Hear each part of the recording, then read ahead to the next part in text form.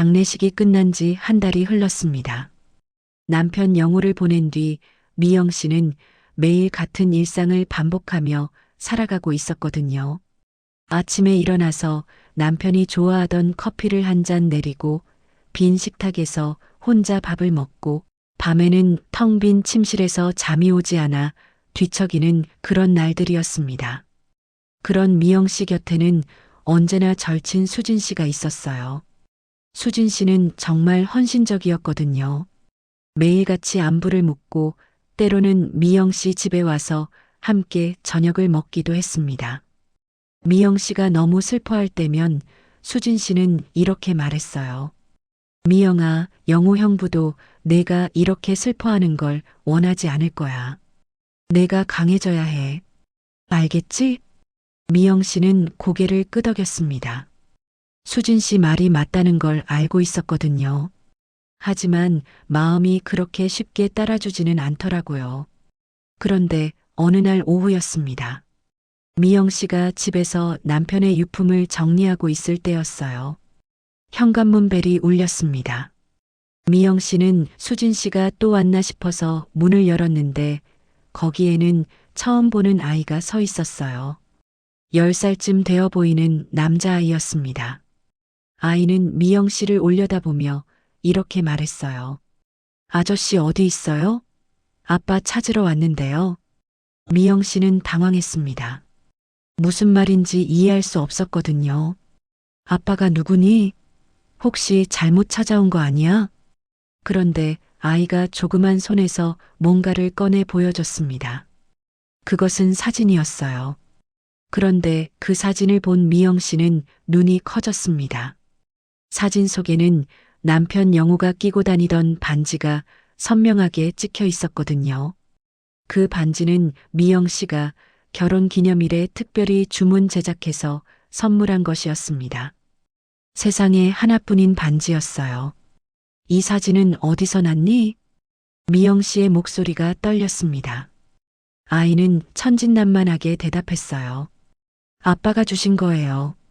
아빠 이름이 김영호라고 했는데 여기가 맞나요? 미영 씨는 다리에 힘이 빠져서 문 앞에 서 있기가 힘들었습니다. 김영호. 그건 분명히 남편의 이름이었거든요. 하지만 남편은 이미 세상을 떠났는데 이 아이는 대체 뭐라는 걸까요? 너희 엄마는 어디 있니? 엄마는 외국에 있어요. 엄마가 아빠를 찾아가라고 했는데 아이의 말이 끝나기도 전에 미영 씨는 설명할 수 없는 불안감이 가슴 깊은 곳에서 올라오는 걸 느꼈습니다.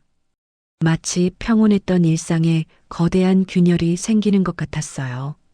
이 아이가 가져온 사진 하나가 미영 씨의 모든 일상을 뒤흔들기 시작한 것입니다. 미영 씨는 아이를 집 안으로 들어오게 했습니다. 그리고 찬물 한 잔을 따라주면서 조심스럽게 물어봤어요. 내 이름이 뭐니? 저는 김준우예요. 김준우. 성까지 김씨였습니다. 미영 씨의 심장이 더 빠르게 뛰기 시작했어요. 이것은 단순한 우연이 아닐지도 모른다는 생각이 들었거든요. 남편이 생전에 자신에게 숨긴 무언가가 있었던 걸까요? 준우라는 아이가 집에 온 지 사흘이 지났습니다. 미영 씨는 어떻게 해야 할지 몰라서 일단 아이를 돌봐주고 있었어요. 아이의 보호자를 찾기 위해 이곳저곳에 연락을 해봤지만 연락이 닿지 않았거든요. 그런데 나흘째 되는 날 정장을 차려입은 중년 남성이 미영 씨 집을 찾아왔습니다. 그는 자신을 변호사라고 소개했어요. 안녕하세요. 저는 법무법인 정의에서 나온 박 변호사입니다. 김준우 군의 법적 대리인으로 왔습니다. 미영 씨는 안도의 한숨을 쉬었습니다. 드디어 이 상황이 정리될 것 같았거든요. 다행이네요. 이 아이가 누구 아이인지 몰라서 어떻게 해야 할지 고민이었거든요. 그런데 박 변호사가 다음에 한 말은 미영 씨를 경악하게 만들었습니다. 죄송합니다만 김준우 군은 고 김영호 씨의 친자로 추정됩니다. 저희는 친자 확인과 상속 권리에 대해 상담드리러 왔습니다. 미영 씨는 귀를 의심했습니다. 친자? 상속 권리? 이게 무슨 말인가요? 잠깐요, 무슨 말씀이세요? 우리 남편에게는 자식이 없었는데요. 박 변호사는 침착하게 서류 가방에서 몇 장의 문서를 꺼냈습니다. 준우 군의 생모는 현재 해외에 거주하고 계십니다. 신분 보호를 위해 얼굴 공개는 거부하고 계시고요. 다만 과거 김영호 씨와의 관계를 증명할 수 있는 자료들은 충분히 확보되어 있습니다. 미영 씨는 머리가 하얘졌습니다. 이럴 수가 있나요? 남편이 바람을 피웠다는 말인가요? 그것도 아이까지 낳을 정도로. 저희는 김준우 군의 정당한 권리를 찾기 위해 움직이고 있습니다. 유전자 검사를 통해 친자 관계를 확인한 후 상속 절차를 밟고자 합니다. 박 변호사가 말을 마친 후 미영 씨는 한동안 아무 말도 할 수 없었습니다. 세상이 무너지는 것 같았거든요. 그날 밤 수진 씨가 찾아왔습니다. 미영 씨의 상황을 듣고 놀란 표정을 지었어요. 미영아, 그게 정말이야? 모르겠어, 수진아. 나도 이해가 안 돼. 수진 씨는 미영 씨의 어깨를 다독이며 위로했습니다. 어떻게 영호 형부가 그럴 수가 있어? 분명히 뭔가 오해가 있을 거야. 미영 씨는 남편의 유품을 다시 뒤지기 시작했습니다. 혹시 뭔가 단서가 있을까 해서 말이에요. 그런데 남편의 휴대폰을 보다가 이상한 것을 발견했습니다. 대부분의 메시지는 삭제되어 있었는데 휴지통에서 완전히 지워지지 않은 메시지 하나를 찾았거든요. 그 메시지를 읽는 순간 미영 씨의 온몸에 소름이 돋았습니다. 메시지 속 애칭과 말투가 너무나 익숙했거든요. 마치 가장 가까운 누군가가 쓴 것 같은 그런 느낌이었어요. 메시지에는 이렇게 적혀 있었습니다. 오빠, 우리 계획대로 하면 돼. 걱정하지 마. 내가 다 알아서 할게. 오빠. 이 애칭을 쓰는 사람은 미영 씨 주변에 딱 한 명뿐이었습니다. 그것도 늘 친근하게, 자연스럽게 오빠라고 부르는 사람이 있었어요. 하지만 그럴 리가 없다고 미영 씨는 자꾸 고개를 저었습니다. 설마, 정말 설마요. 유전자 검사 결과가 나왔습니다.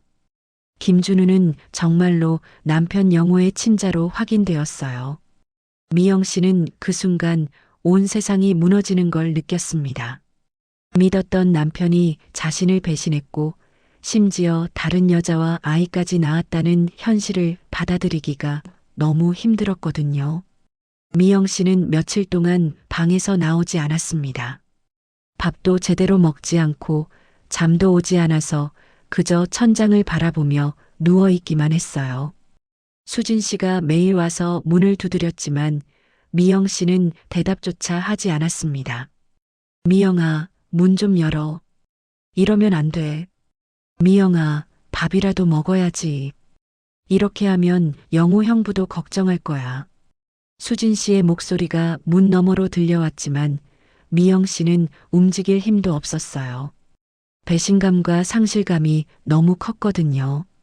자신이 알던 남편은 대체 누구였을까요? 20년을 함께 산 사람이 이런 거대한 비밀을 숨기고 있었다니요. 그런데 일주일째 되는 날이었습니다. 미영 씨가 화장실에 가려고 거울을 보는데 거울 속 자신의 모습이 너무 초라해 보였어요. 머리는 엉망이고 눈은 퀭해져서 마치 귀신 같았거든요. 그 순간 미영 씨는 거울 속 자신에게 말했습니다. 이렇게 살면 안 되잖아.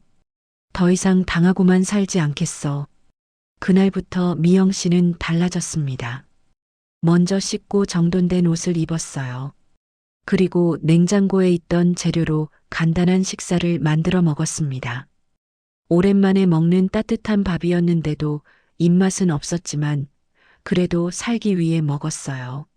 수진 씨가 그날도 어김없이 찾아왔을 때 미영 씨는 문을 열어줬습니다. 미영아, 괜찮아? 수진 씨는 놀란 표정으로 미영 씨를 바라봤어요. 응, 이제 괜찮아. 수진아, 고마워. 계속 와줘서. 당연하지. 우리가 얼마나 오래된 친구인데. 수진 씨의 그 말을 들으면서 미영 씨는 이상한 기분이 들었습니다. 오래된 친구. 정말 그럴까요? 미영 씨는 수진 씨의 눈을 유심히 바라봤어요.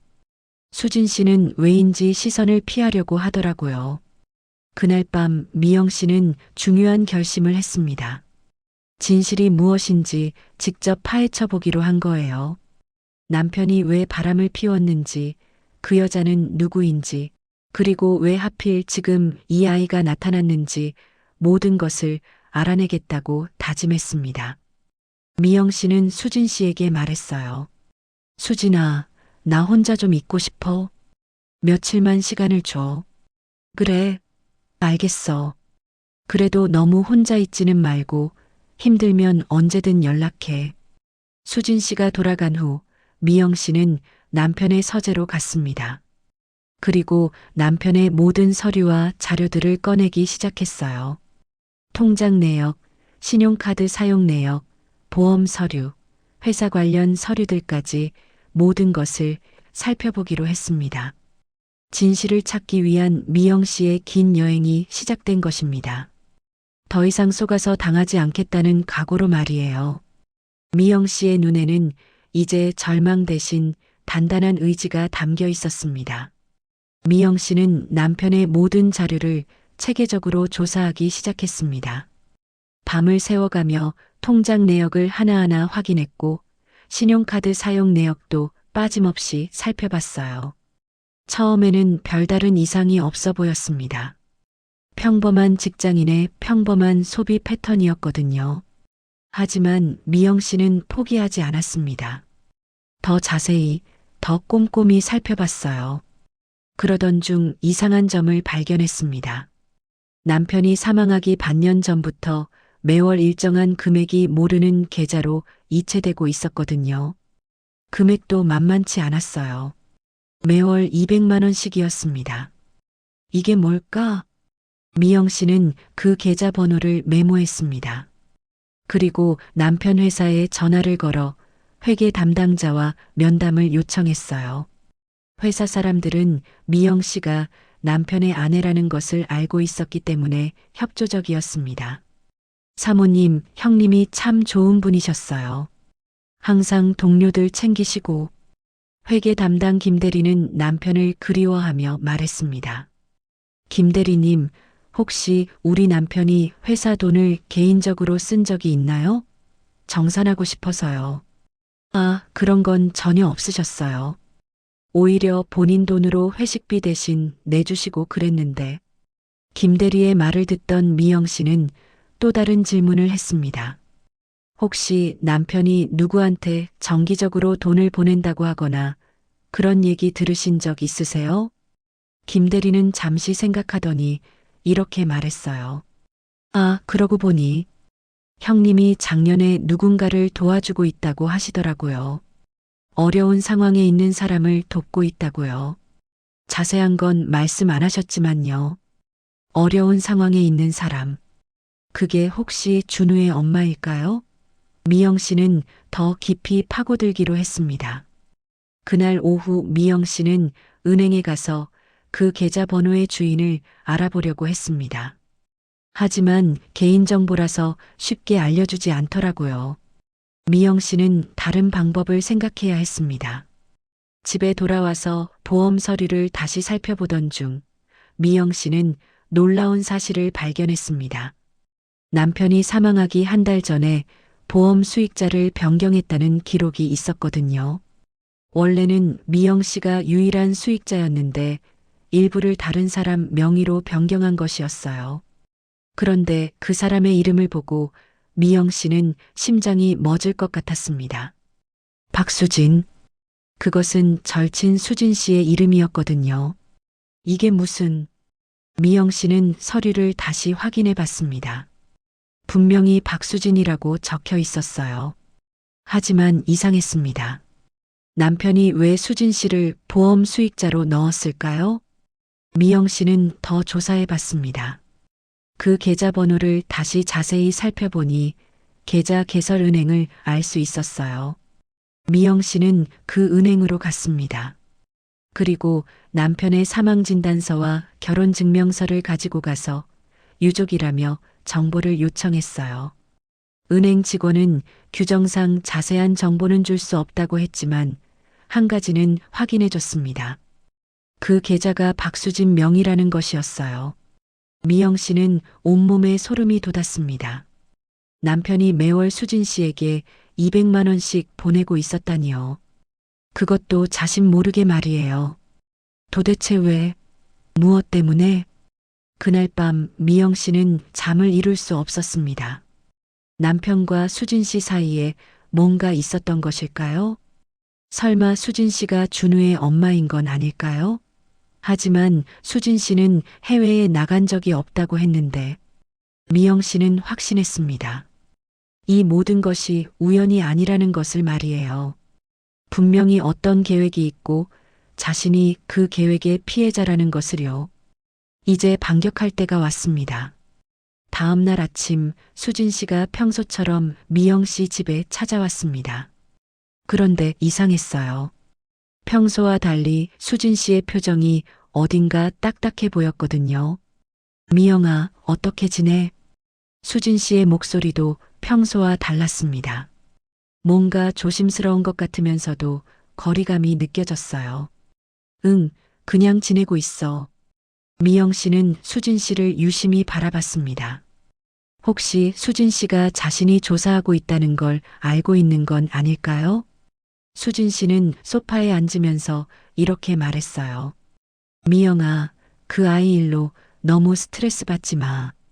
어차피 벌어진 일인데 어쩔 수 없잖아. 어쩔 수 없다고?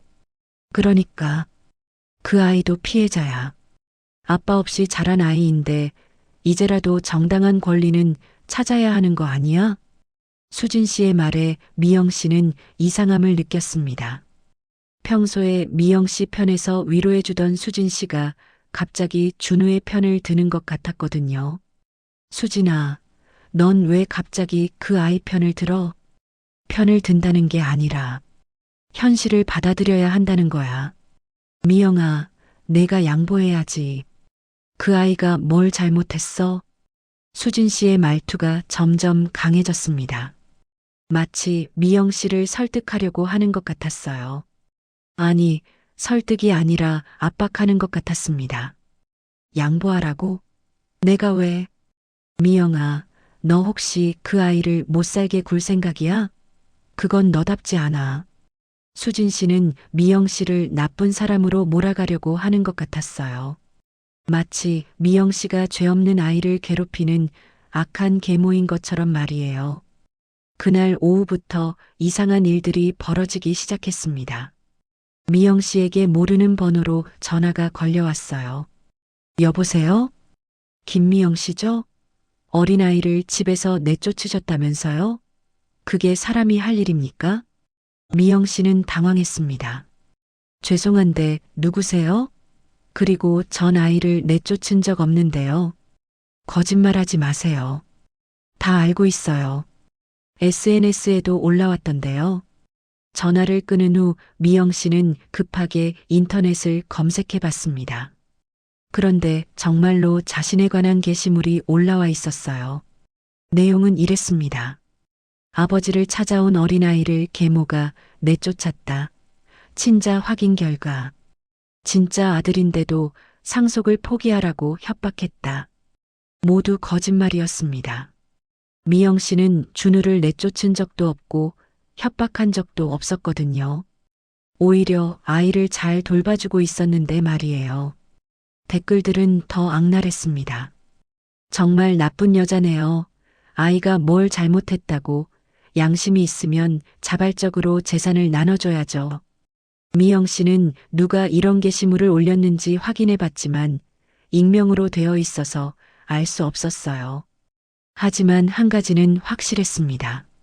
누군가 의도적으로 자신을 악인으로 만들려고 한다는 것이었어요. 그날 저녁 박 변호사에게서도 전화가 왔습니다. 김미영 씨, 제가 듣기로는 준우 군을 제대로 돌보지 않고 계신다고 하는데요. 이러면 법적으로도 문제가 될 수 있습니다. 저는 아이를 잘 돌보고 있습니다. 그런 소문은 모두 거짓말이에요. 하지만 증거가 있다면 이야기가 달라지겠죠? 김미영 씨, 조용히 합의하시는 게 좋을 것 같습니다. 박 변호사의 말은 거의 협박에 가까웠습니다. 미영 씨는 전화를 끊으면서 깨달았어요. 누군가 자신을 완전히 궁지로 몰아넣으려고 하고 있다는 것을요. 그리고 그 누군가는 자신의 모든 상황을 너무 잘 알고 있었습니다.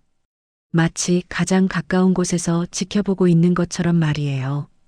미영 씨는 더 이상 당하고만 있을 수 없다고 생각했습니다. 누군가 자신을 함정에 빠뜨리려고 하고 있다는 확신이 들었거든요. 그래서 미영 씨는 반격을 준비했습니다.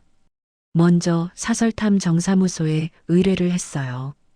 박수진 씨의 최근 행적과 재정 상황을 조사해 달라고 했습니다. 그리고 남편과 수진 씨 사이에 어떤 관계가 있었는지도 알아봐 달라고 요청했어요. 일주일 후 탐정에게서 놀라운 보고를 받았습니다. 의뢰인님 박수진 씨는 최근 몇 달 동안 상당한 금액의 돈을 움직였습니다. 그리고 김영호 씨 사망 직후에 해외 계좌를 개설한 것도 확인됐고요. 해외 계좌요? 네, 그리고 더 중요한 것은 박수진 씨가 김영호 씨와 비밀리에 만나던 장소들을 찾았다는 겁니다. 호텔, 카페, 심지어 모텔도 있었고요. 미영 씨는 충격을 받았습니다. 남편과 수진 씨가 정말 그런 관계였다니요. 그리고 이걸 들어보세요. 탐정은 녹음 파일 하나를 재생해 줬습니다. 그 파일 속에서는 수진 씨의 목소리가 들렸어요. 오빠 계획대로 잘 되고 있어. 미영이는 아직 아무것도 모르고 있고, 이 아이만 있으면 당신 재산은 다 우리 거야. 미영이한테는 미안하지만 어쩔 수 없어. 그 다음에 남편의 목소리도 들렸습니다. 수진아, 정말 이렇게 해도 되는 걸까? 미영이한테 너무 미안해. 오빠, 지금 와서 무슨 소리야? 이미 여기까지 온 걸 어떻게 해? 그냥 계획대로 하자고. 미영 씨는 녹음을 들으면서 눈물이 났습니다. 믿었던 남편과 절친이 자신을 속이고 있었다니요. 그것도 자신의 재산을 빼앗으려고 말이에요. 이 녹음은 어떻게 구하신 거예요? 김영호 씨가 생전에 본인 휴대폰에 몰래 녹음해 둔 것 같습니다. 아마 나중에 증거로 쓰려고 했던 것 같고요. 미영 씨는 이제 모든 퍼즐이 맞춰지는 것 같았어요. 남편도 나중에 양심의 가책을 느끼고 증거를 남겨둔 것 같았습니다. 드디어 법정 날이 왔습니다. 박 변호사와 수진 씨는 자신만만한 표정으로 나타났어요. 준우의 친자 확인서와 상속 권리 주장 서류들을 들고 말이에요. 판사님, 김준우는 고 김영호의 친자입니다. 정당한 상속 권리를 인정해 주시기 바랍니다. 박 변호사가 당당하게 말했습니다. 수진 씨도 증인석에서 이렇게 증언했어요. 김영호 씨는 생전에 아이에게 미안한 마음을 많이 가지고 있었어요. 정식으로 인정해주고 싶어 했지만 상황이 여의치 않았나 봐요. 모든 것이 수진 씨에게 유리하게 돌아가는 것 같았습니다. 그런데 그때 미영 씨의 변호사가 일어섰어요. 판사님, 중요한 증거를 제출하겠습니다. 그리고 녹음 파일을 재생했습니다. 법정에 수진 씨의 목소리가 울려 퍼졌어요. 이 아이만 있으면 당신 재산은 다 우리 거야. 순간 법정이 조용해졌습니다. 수진 씨의 얼굴은 새하얗게 질렸고 박 변호사도 당황한 표정을 지었어요. 이건 조작된 거예요. 그럴 리가 없어요. 수진 씨가 소리쳤지만 이미 늦었습니다. 모든 사람들이 진실을 알게 된 거였어요. 미영 씨는 마침내 복수의 첫걸음을 내디딘 것입니다. 녹음 파일이 공개된 후 법정은 술렁였습니다. 하지만 수진 씨는 끝까지 부인했어요. 그 녹음은 가짜예요. 조작된 거라고요. 박 변호사도 수진 씨를 감쌌습니다. 판사님, 녹음 파일의 진위 여부를 확인해야 합니다. 그리고 설령 그 대화가 있었다고 해도 친자 관계는 이미 확인된 사실입니다. 미영 씨의 변호사는 차분하게 대응했습니다. 판사님, 저희는 추가 조사를 통해 더 많은 증거를 확보했습니다. 김준우의 출생 시기와 김영호 씨의 당시 행적을 비교해 보겠습니다. 그리고 놀라운 자료가 제시되었습니다. 준우가 태어난 시기에 남편 영호는 회사 연수로 해외에 나가 있었다는 기록이었어요. 그것도 석 달 동안이나 말이에요. 김영호 씨는 준우 군이 임신되었을 당시 국외에 있었습니다. 이 기간 동안 국내에 들어온 기록이 전혀 없고요. 법정에 있던 모든 사람들이 놀랐습니다. 그렇다면 준우는 정말 남편의 아이가 맞는 건가요? 미영 씨의 변호사는 계속해서 증거를 제시했습니다. 저희는 독립적인 유전자 검사를 의뢰했습니다. 그런데 놀라운 사실이 밝혀졌습니다. 새로운 유전자 검사 결과서가 제출되었어요. 그 결과는 충격적이었습니다. 김준우는 김영호의 친자가 아닙니다. 첫 번째 검사에서 사용된 샘플이 조작되었을 가능성이 높습니다. 법정이 완전히 술렁였습니다. 수진 씨는 얼굴이 새하얗게 되어서 말도 제대로 하지 못했어요. 그럴 리가. 어떻게. 그때 미영 씨의 변호사가 결정타를 날렸습니다. 저희 조사 결과 박수진은 김영호 씨 사망보험금을 노리고 계획적으로 접근했습니다. 가짜 친자 관계를 만들어내고 김영호 씨를 협박해서 보험 수익자로 등록시킨 것으로 보입니다. 더 많은 증거들이 제시되었습니다. 수진 씨가 준우의 생모라고 주장한 여성은 실제로는 존재하지 않는 인물이었고 모든 서류가 위조된 것이었어요. 김영호 씨는 박수진의 협박에 못 이겨 억지로 협조했지만 양심의 가책으로 증거를 남겨둔 것 같습니다. 판사가 엄중한 목소리로 말했습니다. 이 사건은 단순한 상속 분쟁이 아니라 보험 사기와 서류 위조 등 여러 범죄가 얽힌 복합적인 사건으로 보입니다. 수진 씨는 완전히 무너졌습니다. 더 이상 변명할 수도 없었거든요. 미영아, 미안해. 정말 미안해. 하지만 미영 씨는 더 이상 수진 씨의 말을 듣고 싶지 않았습니다. 20년 우정이 모두 거짓이었다는 사실이 너무 아팠거든요. 수진아, 넌 처음부터 내 친구가 아니었구나. 내가 정말 바보였어. 법정에서 수진 씨는 사기죄와 문서 위조죄로 구속되었습니다. 그리고 준우는 미영 씨와는 아무 관계가 없는 아이라는 것이 밝혀졌어요. 진짜 가족을 찾기 위한 새로운 수사가 시작되었습니다. 미영 씨는 모든 것이 끝나고 나서야 비로소 한숨을 내쉴 수 있었습니다. 길고 긴 악몽이 끝난 것입니다. 모든 법적 절차가 끝난 후 미영 씨는 집으로 돌아왔습니다. 오랜만에 찾은 평화로운 일상이었어요. 수진 씨는 법의 심판을 받았고 모든 상속 관련 시도는 무효가 되었습니다. 준우도 진짜 가족의 품으로 돌아갈 수 있게 되었고요. 미영 씨는 마당에 나가서 남편이 생전에 가꾸던 장미꽃을 바라봤습니다. 한동안 제대로 돌보지 못해서 시들어가던 꽃들이었는데 이제 새싹이 돋아나고 있었어요. 마치 새로운 희망처럼 말이에요. 그날 오후 미영 씨는 남편의 묘소를 찾았습니다. 오랜만에 찾는 묘소였어요. 여보, 이제야 진실을 다 알았어요. 당신도 힘들었겠어요. 수진 씨에게 협박당하면서도 결국엔 증거를 남겨주셔서 고마워요.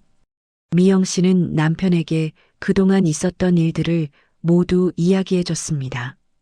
처음에는 남편을 원망했지만 이제는 남편도 피해자였다는 걸 알게 되었거든요. 당신이 마지막에 남겨준 증거 덕분에 진실을 밝힐 수 있었어요. 정말 고마워요. 묘소를 나오면서 미영 씨는 새로운 결심을 했습니다. 더 이상 과거에 얽매여 살지 않겠다고 말이에요. 배신과 상처로 얼룩진 지난 날들을 정리하고 자신만의 새로운 인생을 시작하겠다고 다짐했습니다. 며칠 후 미영 씨는 준우에게 작별 인사를 했습니다. 준우는 진짜 가족을 찾아서 새로운 삶을 시작하게 되었거든요. 준우야, 새로운 가족과 행복하게 살아야 해. 알았지? 네, 아주머니. 그동안 돌봐주셔서 감사했어요. 준우도 이제는 모든 상황을 이해하게 되었어요. 자신이 누군가의 거짓된 계획에 이용당했다는 것을 말이에요. 하지만 아이답게 금방 밝은 모습을 되찾았습니다. 미영 씨는 집에 홀로 남겨진 후에도 더 이상 외롭지 않았습니다. 진실을 밝혀냈다는 성취감과 앞으로의 새로운 삶에 대한 기대감이 있었거든요. 그날 저녁 미영 씨는 오랜만에 제대로 된 저녁을 만들어 먹었습니다. 남편이 좋아하던 된장찌개와 김치볶음밥이었어요. 혼자 먹는 밥이지만 마음만은 따뜻했습니다.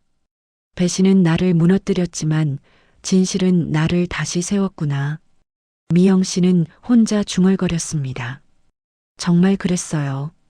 수진 씨의 배신으로 모든 것이 무너졌을 때는 살아갈 힘도 없었지만 진실을 밝혀낸 지금은 다시 일어설 용기가 생겼거든요. 며칠 후 미영 씨에게 옛 직장 동료에게서 연락이 왔습니다.